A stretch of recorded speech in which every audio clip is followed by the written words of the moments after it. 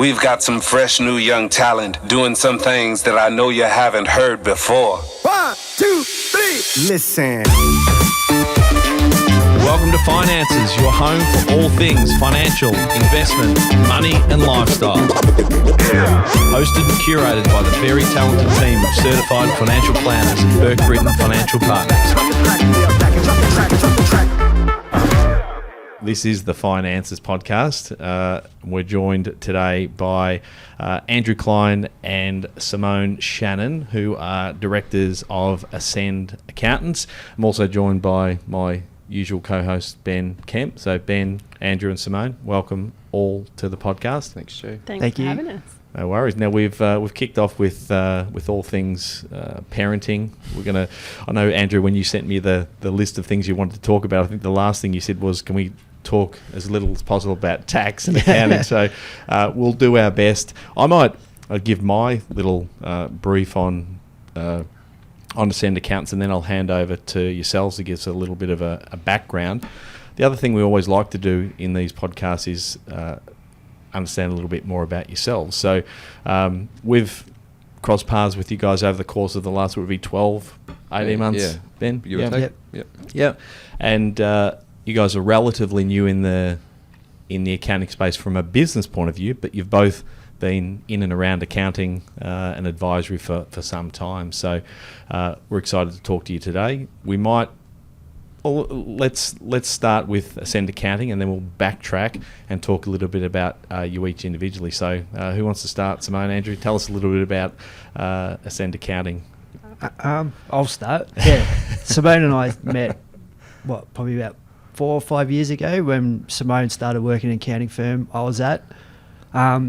We worked really well together then. I think we put in a lot of improvements in that business, but there's still a few things we thought we would like to do differently. One was communication. Like, we're big that we should be speaking to our clients no matter who they are or what size they are.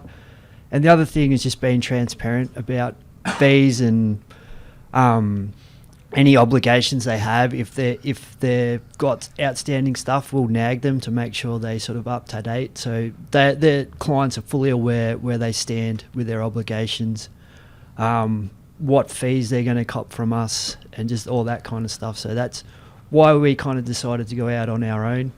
Yep. And the use of technology to be able to service clients no matter where they are.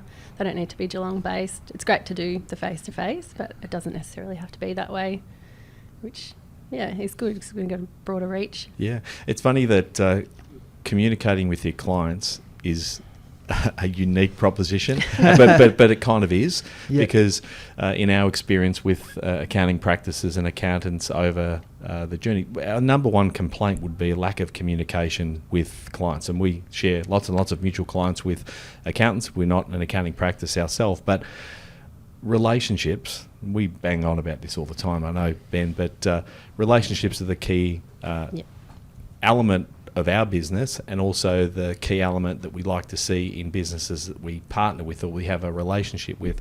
So I think those two things, the communication and also technology, which I think we'll maybe expand a little bit more as we go on.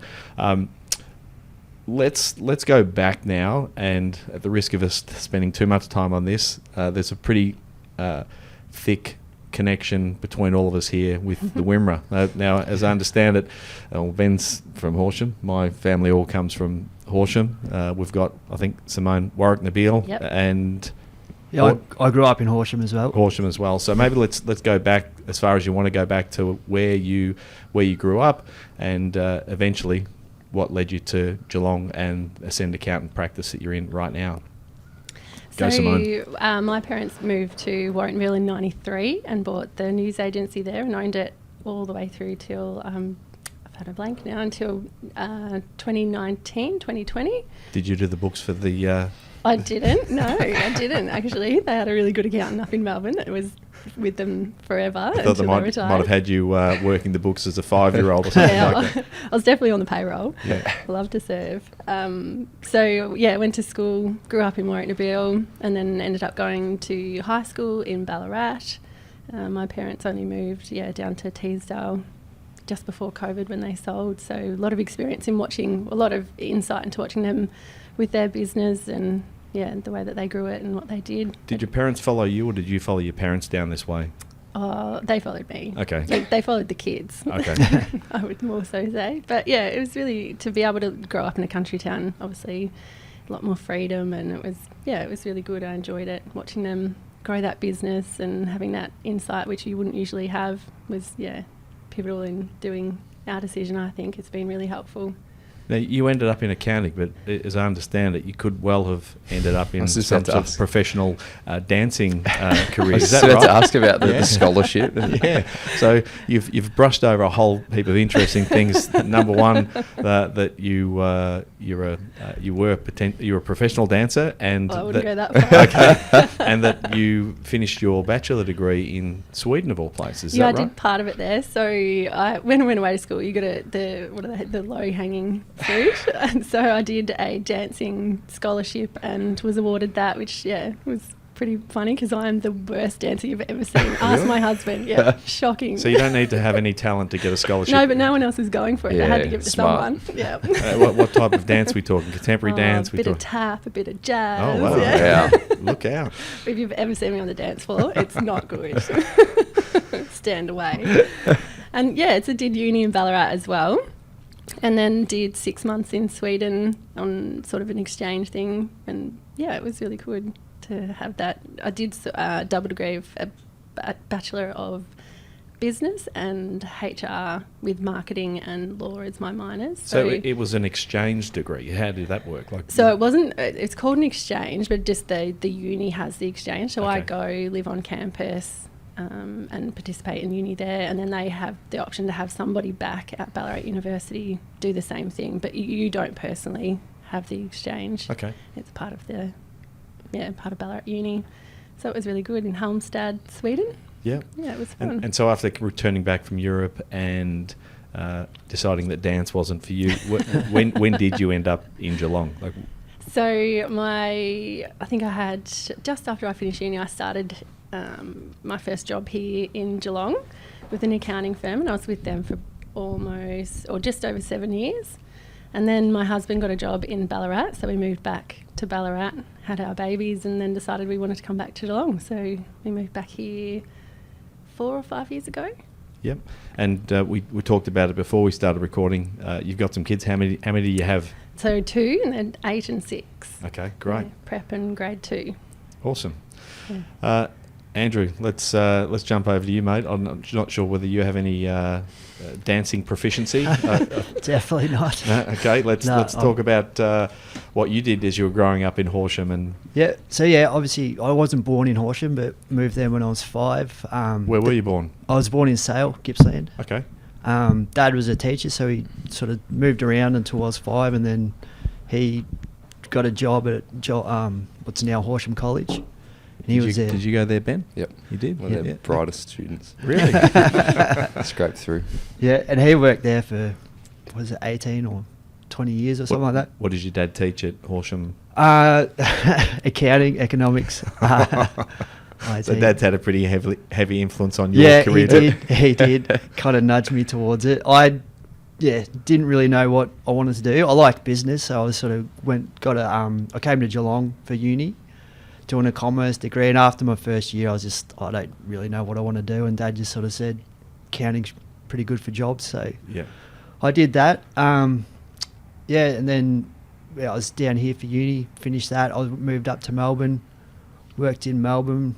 I started a small firm, then went to a mid-tier, and then after about 6 years I decided to go overseas for a couple of years. What just as out of interest, what small tier and mid tier in Melbourne? What sort of size are we talking about? So the small firm was about 25 people, and then I went to Pitcher Partners, which it's a nationwide firm, and there was 50 people in the team I worked for, and that was one of the smaller teams in there. So I think I couldn't tell you the number, but I think it was 4 floors they had in one of the buildings in Melbourne. Yep. So that was a really good experience to sort of see how the bigger people do it, far more sort of processes and things like that.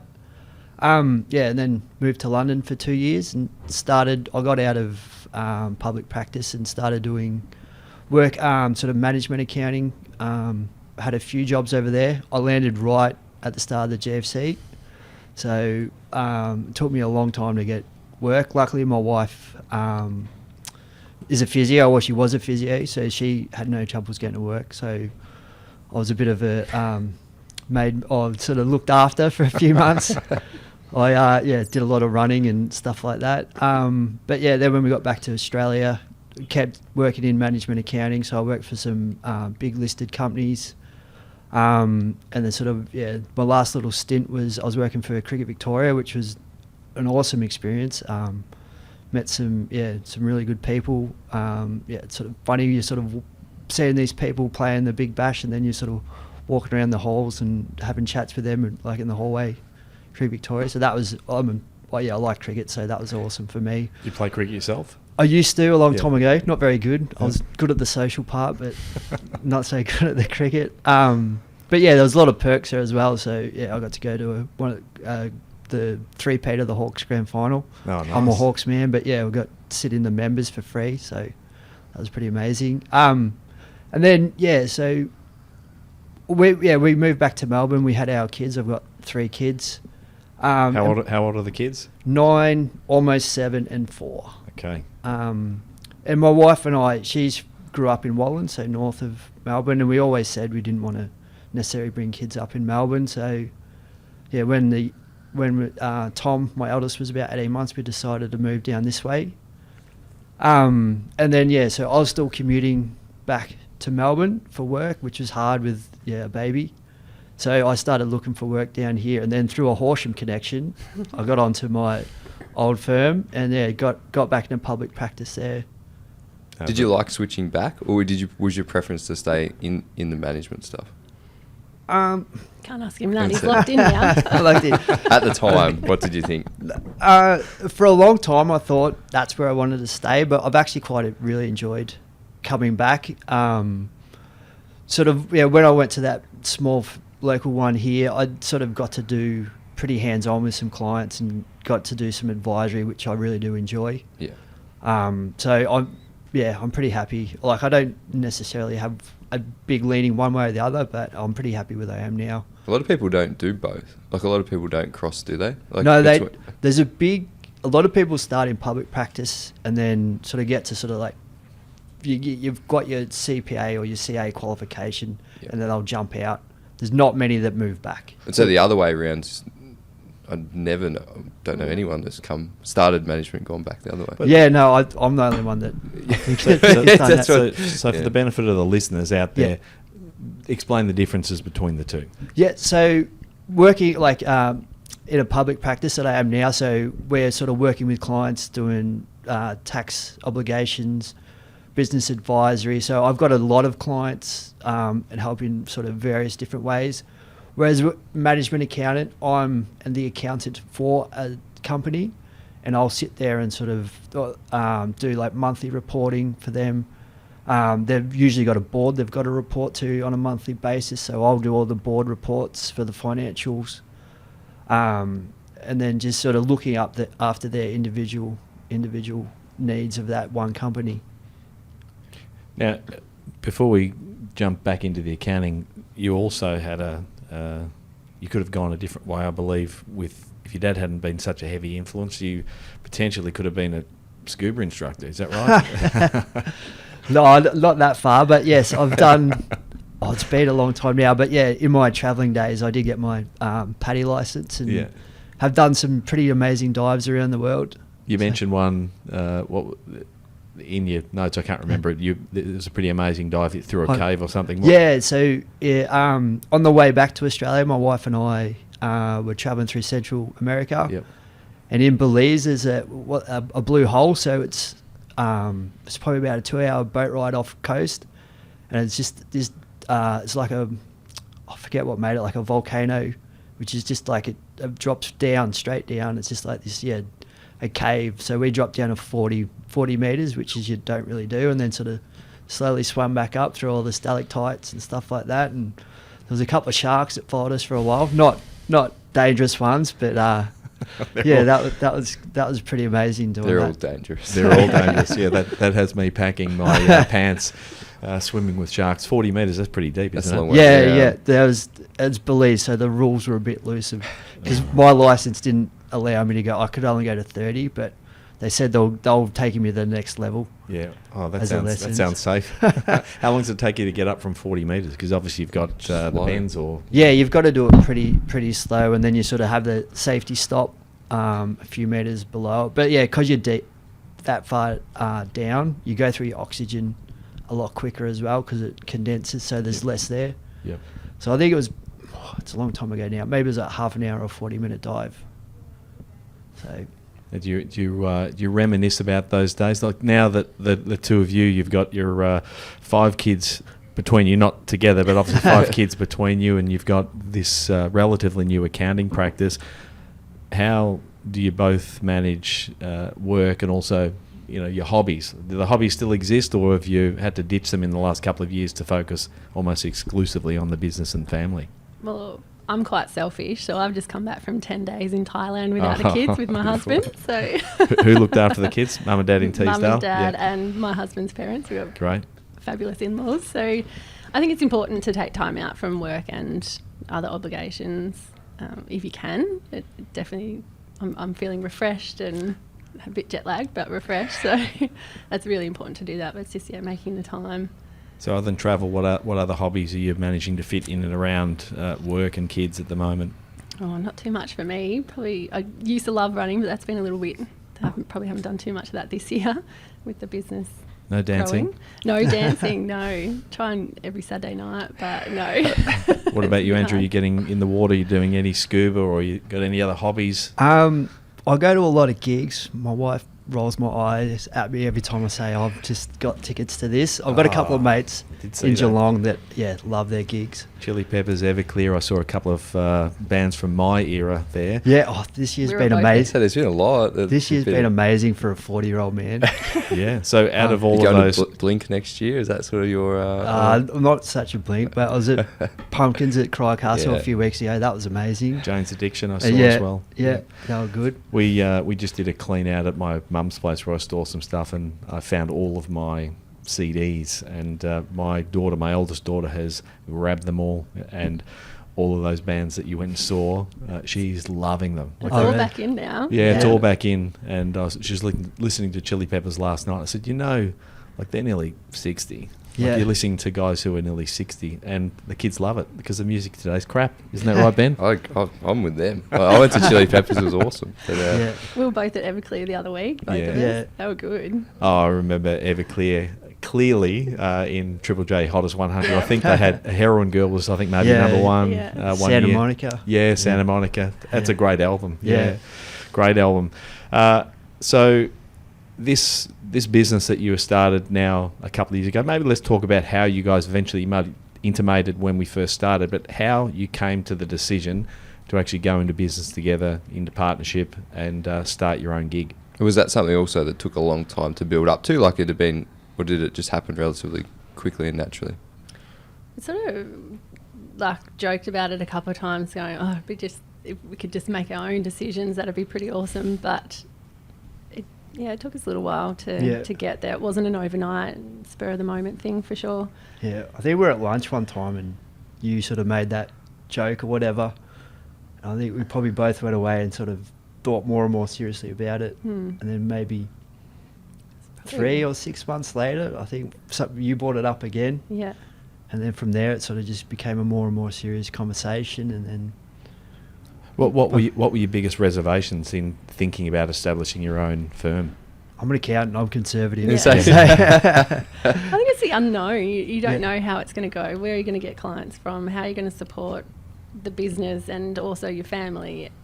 Just figuring out. I mean, as accountants, we like to be super organised and have everything in place before we go ahead and do something. So Big leap of faith. You can't model out what is going to happen, can you? No. which is difficult for us. Not have Yeah. all that control. You have to leave it up to the gods to see what's going to happen. You really. trust yourself that you do a good job and things will follow, but it's still Yeah, going to be yeah. a period of time where you're literally just starting from scratch, aren't you? Yeah, Yeah. yeah. We're confident. Well, yeah, because it's a local business, we weren't going to sort of go hard and steal all their clients or anything. But there was some clients who were confident that had the relationships with us rather than the partners there that we were confident would follow. Simone had also lined up a client to come on board as soon as we started, so there was a little bit, not enough to sustain a business, but we knew we weren't going to start from scratch. Yep.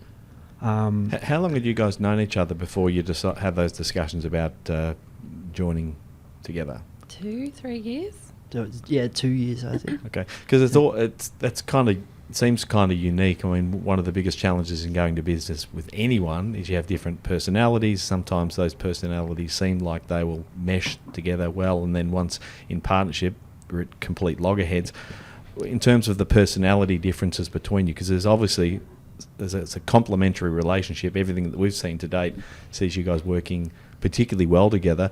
From your perspective, what is it about each of your individual personalities at work? Maybe Andrew, you can talk about Simone, and Simone, you can talk to Andrew. Yeah, well, I'm more introverted than Simone, but I think from early on when we were working together, like we used to sit in a room, just us at the old one, and yeah, it was quickly apparent that we had fairly similar goals and values, and that, yeah, I might not be as sort of upfront or as open as Simone is at times.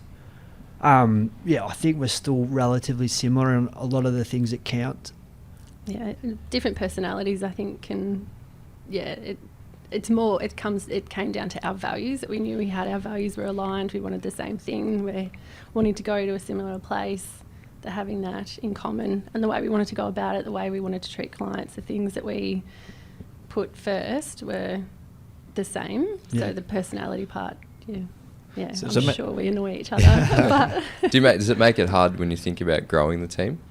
well, that's where we were aligned right Yep. from the start. So our opinions may change as time goes on, but we were sort of aligned on that right from the beginning of what we thought this would look like eventually. But sort of, like where we wanted to get to, we were on the same page, and we catch up at least once a quarter to talk about that. And every time we're like fairly closely aligned of what we say our goals are. So I think that's really important, that we take the time out of the business. So we usually spend half a day, and so the last one we did, or the most memorable one for me, was we went along the Great Ocean Road and we walked about 11 Ks in the end, and we just, no phones, nothing to record what we're talking about. We just thrash out all those ideas, and it's the big picture stuff. And then we go back, we have lunch, a couple of beers, and we put it all down, we make some actions, and we formalise the process. So it takes nearly a whole day. Yeah. But I think that's the most valuable thing that we do. Well, that's that whole, and we've probably talked about this a lot recently, about working, on the business, not just in it. First place I worked, they called them Whatbies and Whitbies. Working on the business and working in the business. Yeah. In terms of the values, so maybe we talked a little bit about at the start, that attention to relationships and communication. What other values do you feel as though set the two of you and Ascend Accountants apart from other practices out there? Full transparency with our fees and the client's obligations as well. If we find something that it's not favourable for them, we're not going to hide it from them. We're still going to communicate it with them. We don't do work for client until both of us have agreed on the fee. So there's no surprises. You're not going to receive an invoice from us that you're not aware of beforehand, and that makes the relationship so much easier. So it's hard. We price our jobs before we know exactly what has to be done. You win some, you lose some, but the fact that we're helping our clients in that process makes it a lot easier. That's actually also quite a unique method of charging. I know that we've been heavily down the... I would say it's very, very similar to near the exact same as what we would be doing and do. So, and again, there's a bit of a risk at that start, because you don't know what you might find during that process sometimes too. But at least they know where they stand. We always say that to clients, is that this is what we think the fee is, this is the work that's involved, it's all clearly mapped out. And if there's something else that pops up that we're not aware of and they're not aware of, we'll have a conversation about that at the time. Yep. So before any work's done again. But I've probably had an odd path as an accountant. I've never done timesheets. So from the very Lucky first... you. I know, it's unheard of. So the first firm I worked in they had finished doing timesheets. They did, every now and again you would have to do timesheets for a period just to make sure you weren't missing things, but we sort of found through that process it was mainly the directors that were missing things, because they do so many different things that aren't necessarily chargeable but definitely have value. So I was very lucky to have that insight right from the beginning of my career, and I worked for another firm in Ballarat and they did the same thing, value pricing. And then we've just never done timesheets. I've been very lucky. How have you found it being received by clients? How do they react to knowing upfront what their costs would be? Most of them, all of them are liked it. No one said no, charge me afterwards.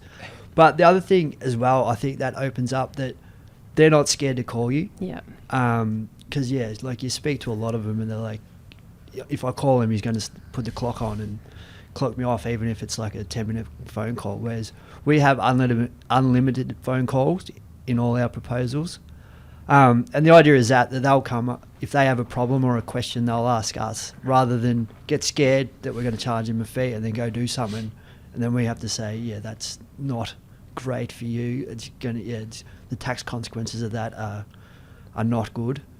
So that would have those conversations before the action's been made. I think that's probably aligns very much to us. I say to clients, some years we might talk 10 times and the next we might talk 2. Yeah. But it won't cost you any more or less. Like, you just need to tell us, because we can avoid so many problems if you just call me and ask a question rather than, I'll wait till next time.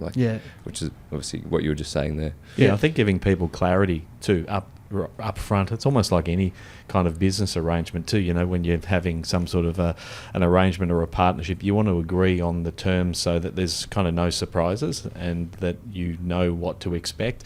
It doesn't mean you can't adjust course along the way, but if you've got great relationships with people, those adjustments, those little pivots, whether it be an increase or a decrease in service or cost, they're just part of an ongoing conversation rather than some sort of major surprise or major upheaval in people's circumstances. So, as Ben said, it very much aligns with the way we have done business now for probably 15 odd years. It was Peter's instigation, or closer to 20 years, the moving to a genuine fee-for-service model and delivering a set service for a set fee. And it's certainly not without its challenges, but I think in our industry, in your industry, I think it's what we're seeing clients actually appreciate. Yeah. It gives clients choice as well. They can shop around and compare prices if they want to. We're not going to be the cheapest, but we're going to offer a much better service than other accounting firms can for the same price. So maybe let's just talk a little bit about the service. We've talked about the values in terms of service and the use of technology. So how have you looked to incorporate the use of technology, and maybe you can talk to where you guys house yourself as well. That might explain some of your use of technology. So at the moment we're both working out of a co-working space in town. Obviously rent's a very big expense for a small startup, so that's not something we're prepared to do as yet, and it's not necessary because we often go to see clients or there's Zoom, which most clients appreciate. And we started in COVID, so an office would be redundant anyway. Yeah. Well, COVID kind of showed us that you can actually do without an office. Yeah. It's possible. Yeah, so everything we use is pretty much cloud-based. We're big on Xero, so we use that for all our sort of practice manager, all our tax, which is it's good software because it all speaks to each other. And then we use Microsoft, so that can all work on the cloud as well. We've got a casual employee now that works in Ballarat, so she's obviously all cloud-based as well. And we're always looking for better ways or new technology to sort of do our reporting that's going to make it easier for us. There's definitely a lot out there, so we just need to make sure we're keeping abreast of what's coming on the market and what best suits our needs and our clients' needs. Do you find that the majority of your appointments are they in person? Are they Zoom? Are they Teams? How are you holding most of your appointments, both initial and ongoing with clients? Sort of we let the clients make the decision. If they're not in Geelong, usually it's just via Zoom, but we have some that are just up the road that still prefer Zoom because they're busy working and that means there's no travel time. Some clients like us to go out to their business as well. Rather than them come to us, we can go to them. They've got everything there in their office. It makes it easier for them. Some people are happy with coffee shops. And then, there's the meeting room at the co-working space that we use as well, which people like to come to. Yeah. I wouldn't say there's a majority either way. It's probably Zoom and in person at the co-working space. Now, we kind of described you as a local firm, but the reality is that you're not limited by location, particularly given that you're a fairly heavily embedded with your tech stack, the ability to operate remotely. I'm assuming that you've got clients and are accepting clients all over the place, all over the country. Yeah, so all the way from, we've got one in Perth, Queensland. My biggest client recently moved to Cairns, I still catch up with him and speak to him regularly. It's a convenient place to have to go and have an in-person meeting. I haven't organised that yet, but it's definitely been spoken about. So we've got another client that are owned by a Swiss entity, and we're constantly speaking with them as well. So worldwide, global. Yeah. You mentioned a couple of times the vision. You went on the big walk, which sounds like a good way to have a directors meeting. Feel free to share or not, but in terms of the vision for Ascend Accountants over the course of the next 12 months, 3 years, 5 years, what would you like to see the business grow into over that time? Well, neither of us are sort of here to sort of take over the world. We value our work-life balance, and we've spoken to other accountants that sort of have grown big firms, and the work consumes them. So we don't want that. So, we'll have a team that we'll work with, but it's not going to be a huge team. I think we'll get to a point where we've grown big enough and sort of almost not stop taking new clients, but sort of slow down and maybe get a bit more selective with who we take on.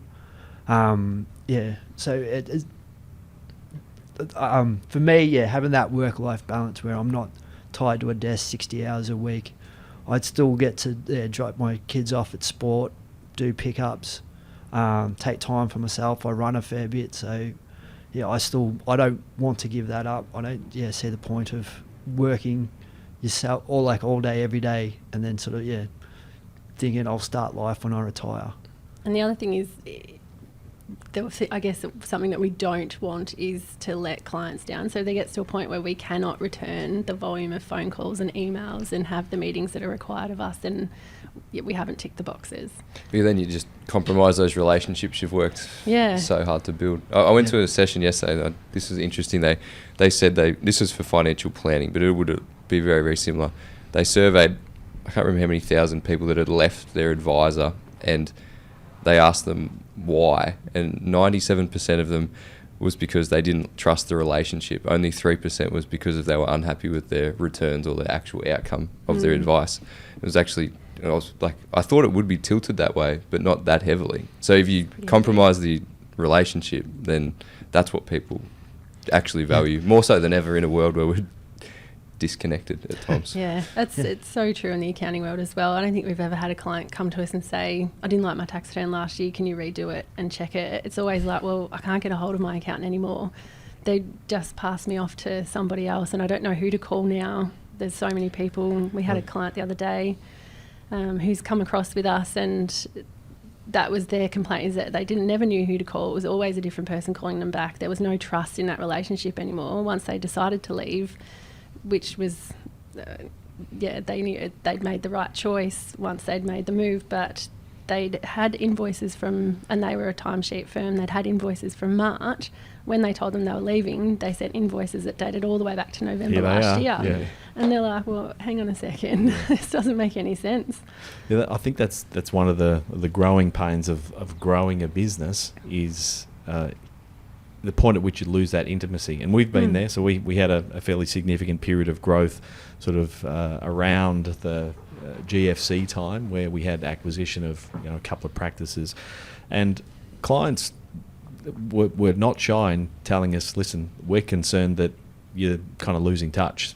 And that was part of the reason for us to, as you've said, to rationalise to the point where we know that we can maintain intimate relationships with people, and we want to know our clients very well. You know, when we had a dinner in Melbourne a couple of weeks ago, and it sounds a bit cheesy, but they're kind of like family. Like our clients are like family, and when they roll in the front door here, they know Teresa and Amy and Holly and Tom and Shay and Ben and Peter.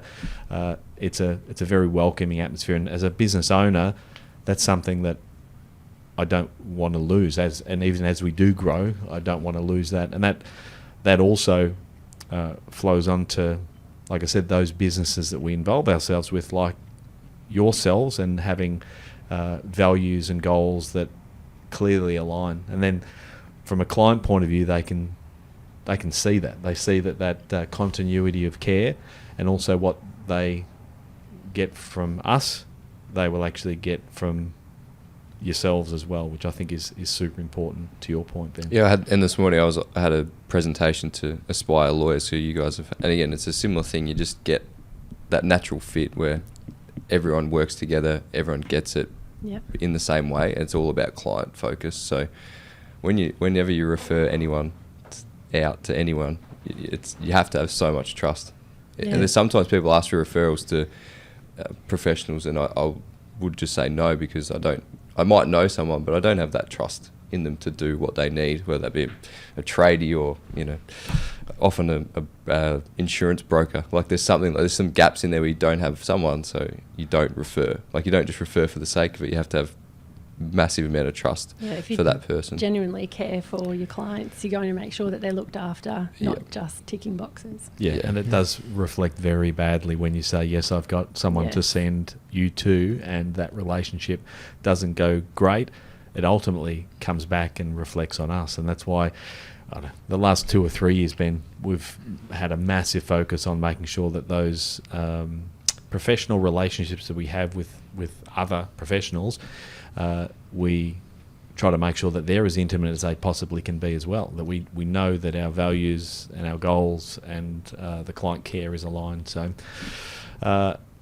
maybe let's talk a little bit about how people can find you. So where can people find you on the interwebs? And if someone out there is listening, maybe they're not a client of Burke Britton, maybe they're not an existing client of yourself, but they're looking for an accountant, how do they find you? How do they make contact? And yeah, so part of our values, or one of our values, was that we were contactable and that people could reach us. So our mobile numbers are on our website, so you can call us directly and we will answer most of the time. The website, so am I right in saying it's www.ascendaa.com.au, so that's ASCENDAA.com.au? Yep. AA is Ascend Accounting. We're not alcoholics. Or as a lot of people like to say, Ascender. Yeah, Ascender. And then you can, I wouldn't say we're highly active on Facebook and Instagram, but we are there, and when we remember, we will put something up there just to stay current. Yeah, but the website is the best way. There's links on there to book meetings with us directly as well. Yeah. Which is working quite well. We've get a few through that. Yeah. Can I ask, just in terms of that initial process, so for someone that maybe jumps on the website, they make a time to catch up with you, what's your first meeting with a client? What does it look like? What do you talk about, and how do you get to the point where you actually give them a proposal about your service? So we usually find out a bit about them, and it could be an individual who just needs a tax return done. It could be a business that wants compliance and advisory, and we find out exactly what they think they need, and we often end up talking about their pain points, what's causing them grief, what's keeping them awake at night, and that naturally comes out from them because that's what their concerns are.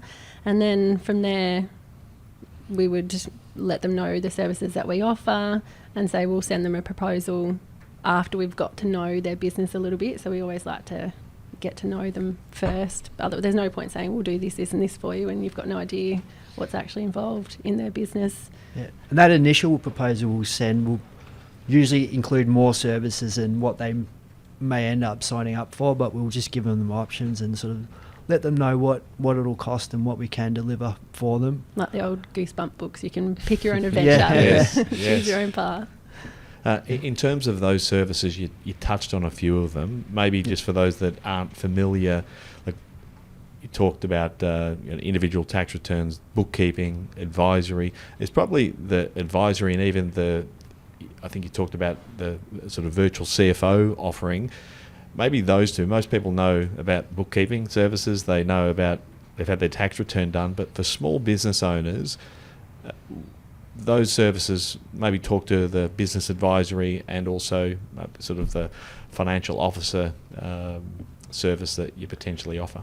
Yeah, so the advisory, the main way we do it, we'll have quarterly meetings. So in that first meeting, we'll have a sit down with the business owners or just sort of the major players within the business, and we'll sort of map out where they want to be, not just like in 12 months, but sort of like the end game as well, because that's often thought of by business owners, but it's a crucial element because it will help you decide what you're going to do with your business. So they might want to build a business to sell or sort of pass down, or just to they might want to grow a massive team and sort of end up that way. We also talk about what they need from the business as well, so sort of touch on what they need to sort of live the lifestyle they want, because there's no point having the biggest business in the world if you're not being paid. Between those two things, we'll sort of map out this is where we want to take the business, and then we'll start breaking it down into smaller sections of like, right, what needs to happen in the sort of like the 12 months, 3 months, and on the back of that we'll sort of create some action points for them to do over the next 3 months, because our meetings are generally quarterly, so we'll say between now and the next meeting, these are the things we should focus on, and then we'll come back in the next meeting. Everything's formalised in that meeting as well. We take minutes, we say who's doing what action, when they have to do it by, and what that action is. So it's not just a g'day, how you going, have a chat. It's all formalised. Yeah, so the next meeting will come around, we'll sort of look at those action points, what should have happened, what has happened, what's changed, look at their performance, and then sort of reset and go for like what needs to happen in the next 3 months. And that continues on. And then, Sim and I were talking recently that, we've got to sort of come up with a annual review as well for the businesses, and sort of start nutting out what's working, what's not, what can they stop doing. Because time is the biggest thing that business owners need. And they never stop to sort of say, these are all the things that I'm doing every week. Like, are they all important or essential to the business?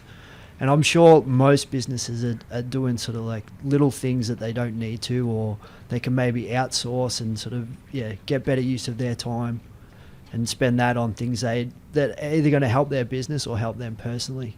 Well, what's refreshing in what you're saying is when you normally hear an accountant talk about business advice, really what they're talking about is end of financial year tax planning, or looking at a year in review and saying, here's the numbers we need to shuffle around. There's I don't want to speak too ill of too many accountants out there, but there's not, and this is supposed the point of difference with business advisory, is that we're actually genuinely looking forward, and we're genuinely looking forward not only at sort of financial and accounting metrics, but we're also looking at the things that you've done yourselves in your business, is looking at your goals and your values and where you want to be, and trying to bring those couple of things together. From a financial planning point of view, it's almost like marrying your financial and your lifestyle objectives together, like bringing those two to a point of junction where you can say this is the financial outcome that's going to give you the lifestyle outcome that you want. And by the sounds of it, that from an advisory point of view, particularly with your small businesses, is exactly what you're doing. Yeah.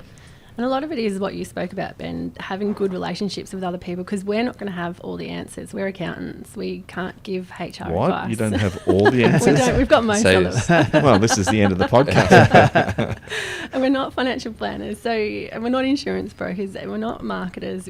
There's so many other people, and it's having that network to be able to refer our clients onto that we trust as well, to get the results that they need or desire. You have to have that self-awareness of what you don't know too, though. I think, and again, I don't want to smear accountants, but there's some accountants, and this is probably much older ones where they don't understand that crossover. Yeah. Or I have clients come in and they go, oh, I had one the other day, and she said, oh, my accountant reckons I should just buy 2 more investment properties as soon as possible so I can save a bit more tax.